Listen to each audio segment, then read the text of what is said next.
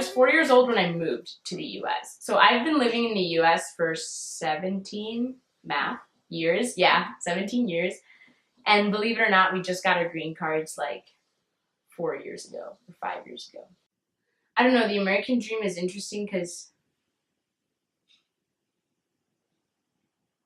I think it means one thing in theory and then another thing in practice, you know? It's interesting because these systems like white supremacy, sexism, like patriarchy, all of these things sort of they're counter-current, you know, because they don't really move with the masses. They move with one very specific group of people.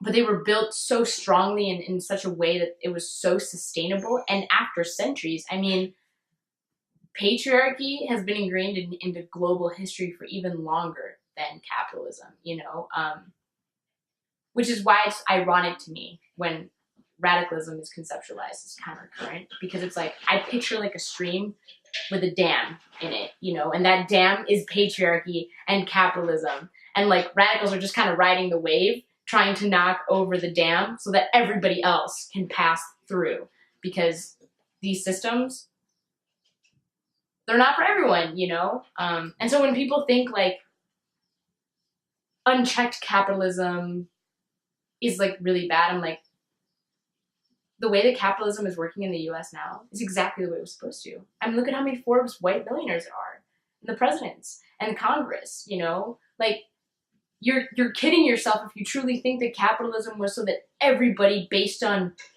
merit, whatever the hell that means, was going to make it out, you know? The American dream is sort of just kind of fucked because it was, I think always created to sustain a heterosexual family, first and foremost. Millennials are changing like what the American dream sort of looks like. Like every generation sort of changes what it looks like. The American dream is a model.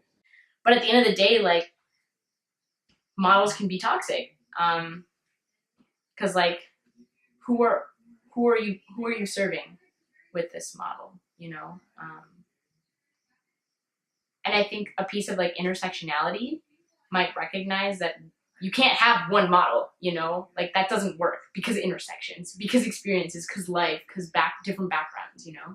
Because I mean, it's like one thing to be like Latino in the US and then being a queer Latino in the US, you know?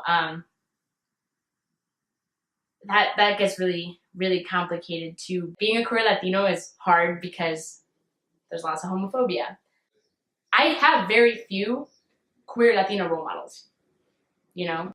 So that also sucks. So both of my parents hate it that I'm very like out, like publicly out. But I was trying to explain to my dad that the reason like I do this is because like I'm like white passing enough in skin. Well, especially with this blonde dyed hair, but white passing enough where it's just like if you just knew like my name's Pamela, like you may not know, and because I speak English like standard American English, like that sociolinguistics term, you wouldn't be able to tell necessarily that I'm not from the US and that I'm not a US citizen, you know? But then if I drop in like Pamela Escalante Gonzalez, like the Escalante Gonzalez, there's no way to hide. Like this girl's like definitely like Latina. And so I was like trying to explain to my dad, like I can only hide the fact that I'm Mexican so much. Like it comes up whether like eventually, you know?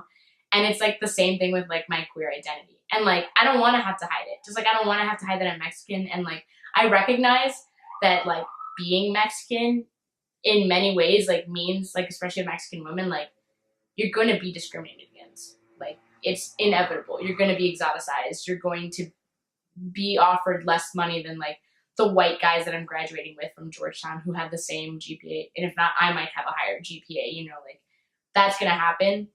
And so it's like, I can't hide that part of my identity.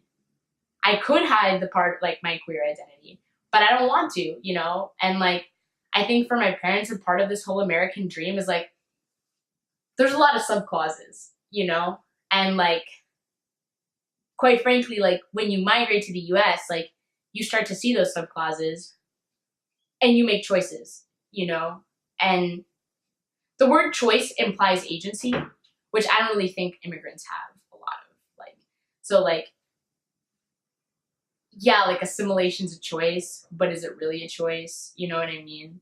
So like, but in this case, like, if I wanted to get as much like make as much money as my parents want me to make, like experience as much social mobility as my parents expect me to experience, like living in the U.S. and being educated at Georgetown, I would have to give up being publicly out and fighting for, like, and being a radical feminist and like fighting for social justice. And that's really hard as an immigrant and a child of an immigrant to explain that to them. It's like, for me, the social mobility that I want is to eventually like not have to organize anymore. You know, like organizing myself out of a job where it's just like one day it's just like, of course you're gonna get paid the same amount of money. Like, that's absurd. Like, why would you think that? And like sexuality, like, what is that? Like, why does it matter? You know what I mean? And like, granted, this is definitely not gonna happen in my lifetime, but like trying to tell my parents that, like, I don't want to do that to myself.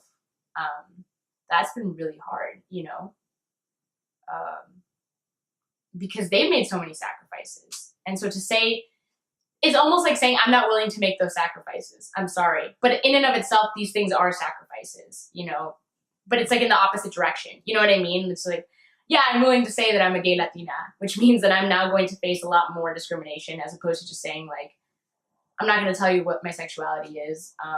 You can take a guess what you want about my ethnicity, but, you know, like, so it gets like complicated.